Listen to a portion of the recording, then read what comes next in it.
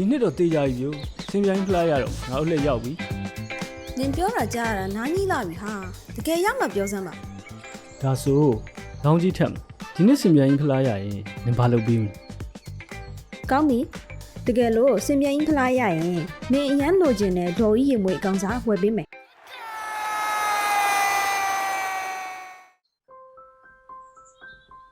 ဟိုးတကယ်ကြီးနိုင်တော့ပဲ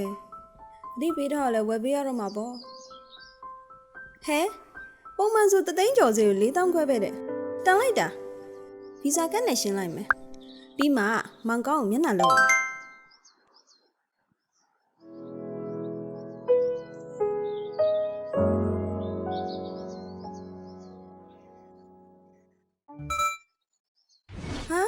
ဘလောက်သွားပြီ page ပါရှာမရတော့ ကဲရမုံဘယ်မှာလဲငါရင်မွေး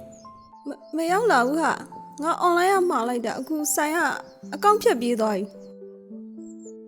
သမီးရဲ့